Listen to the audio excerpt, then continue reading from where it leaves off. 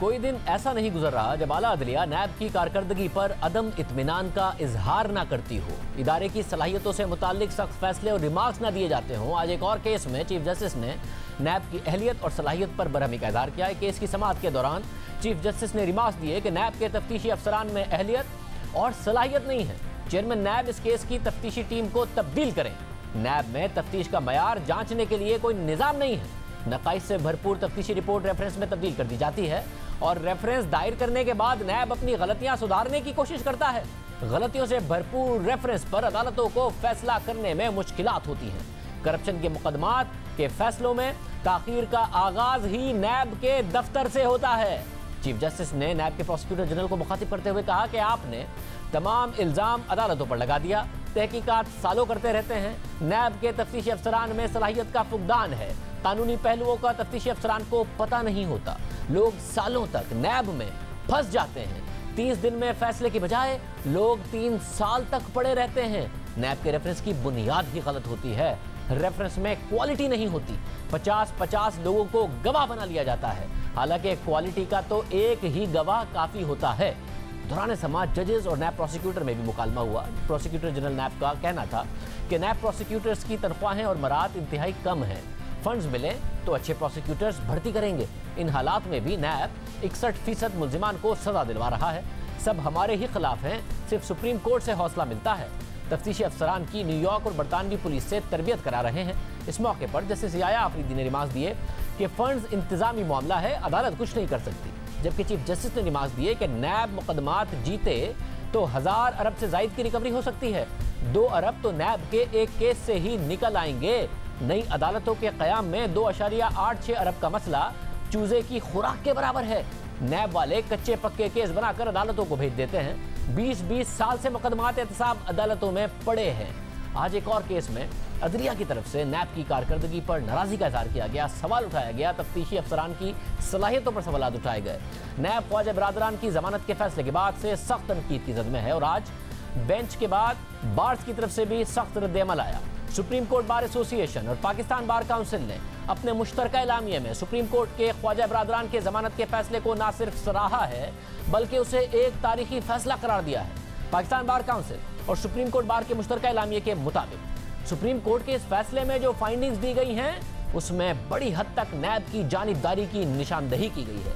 नैब की तरफ से हुकूमत को खुश करने के लिए केसेस को सियासी इंतकाम के तौर पर डील किया गया और इससे नैब का अपना इमेज मुतासिर हुआ है। दरअसल नैब मौजूदा हुकूमत का एक टूल बन गया है जिसे सियासी मुखालिफिन की आर्म ट्विस्टिंग के लिए इस्तेमाल किया जा रहा है। पाकिस्तान बार और सुप्रीम कोर्ट बार हुकूमत से मुतालबा करते हैं कि वो इस फैसले की रोशनी में इक़दामात करें। सुप्रीम कोर्ट के फैसले और पाकिस्तान बार काउंसिल की प्रेस रिलीज पर रद्द-ए-अमल जानने के लिए हमने तर्जुमान नैब से रब्ता किया मगर इस हवाले से उन्होंने कोई जवाब नहीं दिया। अब इस मामले पर हम बात करेंगे पाकिस्तान बार काउंसिल के वाइस चेयरमैन आबिद साकी साहब। साकी साहब बहुत शुक्रिया हमें शो में ज्वाइन करने के लिए। आबिद साहब, साकी साहब, सुप्रीम कोर्ट के फैसले के हवाले से ज़ाहिर आपकी जो प्रेस रिलीज थी वो हमने आवाम के सामने रखी। पहले भी हाई कोर्ट्स के फैसले आए हैं, अब अमल दरामद हो, आगे मामला बढ़े, रिफॉर्म्स हो, एहतसाब भी हो और वो इंतकाम ना लगे, सियासी टूल ना बने इदारा, इसके लिए क्या किया जाए? देखिए, सुप्रीम कोर्ट का जो हुक्मनामा है, जो ऑर्डर है, वो आइन के अंदर ये तयशुदा है कि रियासत के तमाम इदारे सुप्रीम कोर्ट की एड में और सुप्रीम कोर्ट के अहकामात की तामील करने के पाबंद हैं। उसूली तौर पर अगर एक आइन की हुक्मरानी हो और यानी रूल ऑफ लॉ हो और सेल्फ अकाउंटेबिलिटी का कोई सिस्टम एग्जिस्ट करता हो तो तमाम इदारे पाबंद हैं इस जजमेंट के अंदर दिए गए जो नुकात हैं उनको रेक्टिफाई करने के लिए, अपनी इस्लाह करने के लिए वो पाबंद हैं। और इसमें जो प्राइमरी फिर किरदार है वो अदालतों का है। अब अदालतों को भी अपने आप को सेंसिटाइज करना चाहिए कि सालों साल लोग कैदो बंद की सहूलतें बर्दाश्त करते हैं और फिर जाकर सुप्रीम कोर्ट में ये कंक्लूजन ड्रॉ होता है कि इनके खिलाफ तो कोई केस ही नहीं था। तो इसके यानी ये होना चाहिए, मैं समझता हूँ कानून साजी होनी चाहिए कि अगर किसी शहरी को बुनियादों पर विदाउट एनी सब्सटेंटिव एलिगेशंस या एविडेंस उसको अगर किसी जुर्म में मुलव्वस पाया जाए और अल्टीमेटली वो बरी हो जाए, तो रियासत के वो एहलकार और रियासत के वो इदारे उसको फाइनेंशियल कॉम्पनसेशन के लिए कम से कम उनको ज़िम्मेदार ठहराया जाए और उनको कास्ट डाली जाए, एग्जाम्परी कास्ट डाली जाए। तो फिर शायद हो सकता है कि ये डिसऑनेस्ट इन्वेस्टिगेशन और डिसऑनेस्ट तरीके से लोगों को झूठे मुकदमात में फंसाने का जो अमल है रियासती इदारों का, वो शायद उससे हम महफूज हो सकते हैं। साथ ही एहतसाब के अमल पर लोगों का एतमाद बहाल हो, एहतसाब इंतकाम ना लगे, उसके लिए नैब का इदारा खुद क्या कर सकता है, हुकूमत क्या कर सकती है ताकि एहतसाब भी हो, जाहिर है वो बड़ा लाजमी है, और वो इंतकाम ना लगे? मैं समझता हूँ सबसे पहले तो नैब चेयरमैन साहब की जो इंटेग्रिटी है वो कॉम्प्रोमाइज़ हो चुकी है as far as the prosecution against the political opponents.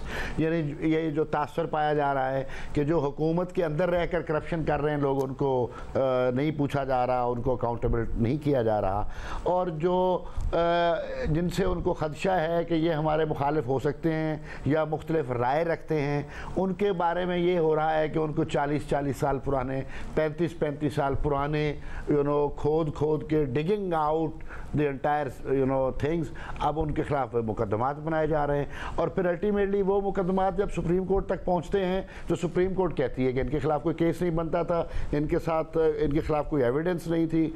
और फिर उन्होंने ये भी इशारा किया कि डिसऑनेस्ट इन्वेस्टिगेटिंग ऑफिसर के खिलाफ नैब लॉ के अंदर भी कानून मौजूद है कि उसको 10 साल तक सजा हो सकती है। क्या आज तक नैब कानून की मिसयूज़ और मिस एप्लीकेशन के बाद किसी डिसऑनेस्ट इन्वेस्टिगेटर को आज तक सजा हुई है? कभी नहीं हुई। तो जो लॉ के अंदर सेफ गार्ड मौजूद है उनको भी इम्प्लीमेंट नहीं किया जा रहा। ये सिलेक्टिव एप्लीकेशन ऑफ लॉ है। तो मैं समझता हूँ ये तो निज़ाम इंसाफ, इसको कहना निज़ाम इंसाफ की तौहीन है जो इस वक्त चलाया जा रहा है। जब इतने बड़े ऑफिस पे बैठे हुए पब्लिक ऑफिस होल्डर की ज़ात जो है वो मशकूक हो जाए और उसके साथ इम्पार्शलिटी और इंडिपेंडेंस का तस्वर बाकी न रहे, तो मेरा ख्याल है ये एक सेल्फ रिस्पेक्ट के तौर पर बंदे को उस ओहदे से स्टेप डाउन करना चाहिए। और मौजूदा हालात में मैं समझता हूँ कि चेयरमैन नायब साहब को बाइज़्ज़त इस्तीफ़ा देकर घर वापस चले जाना चाहिए और बाकी जो आइन के अंदर दिया गया है तरीक़ाकार चेयरमैन नैब को सिलेक्ट करने का, फिर उसके मुताबिक एक कंसल्टेटिव प्रोसेस शुरू किया जाए। ये मैं समझता हूँ मिनिमम डिमांड जो है वो ये है इस वक्त कि चेयरमैन नैब को रिज़ाइन करना चाहिए।